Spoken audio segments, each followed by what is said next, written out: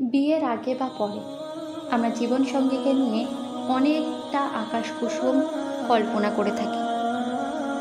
কল্পনার রাজ্যের মতো বাস্তবে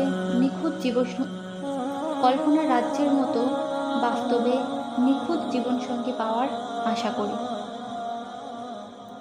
স্ত্রীর ব্যাপারে ছেলেদের ধারণা থাকে পরীর মতো সুন্দর, জ্ঞান বুদ্ধিতে পণ্ডিত, কথায় ছড়াবে মিষ্টতা, মুক্ত ঝরে পড়বে তার হাসিতে, কাজে কর্মে পাকা, রান্নায় সবার সেরা।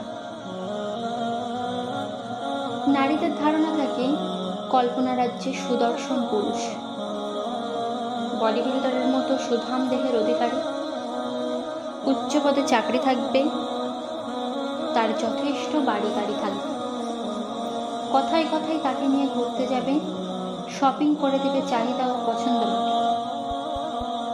এত সব কল্পনার ভিড়ে নারী পুরুষ উভয়ই ভুলে যায় জীবনসঙ্গীও একজন মানুষ। আর একজন মানুষের পক্ষে একসাথে এতগুলো গুণের অধিকারী হওয়া প্রায় অসম্ভব।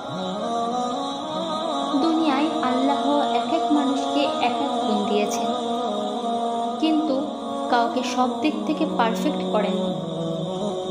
তাই একজন মানুষের পক্ষে এতগুলো গুণে গুণান্বিত হওয়া কল্পনা ছাড়া আর কিছুই না।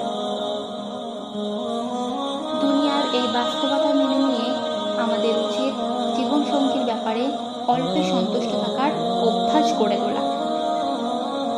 একজন প্রকৃত মানুষ হিসাবে যেসব মৌলিক গুণগুলো থাকা প্রয়োজন সেদিকে খেয়াল রাখা, যেমন জীবনসঙ্গী উত্তম চরিত্রের অধিকারী কিনা, নিজের ও জীবনসঙ্গীর মাঝে কোনো ঘাটতি থেকে গেলে তা পূরণে একে অপরকে সহযোগিতা করা।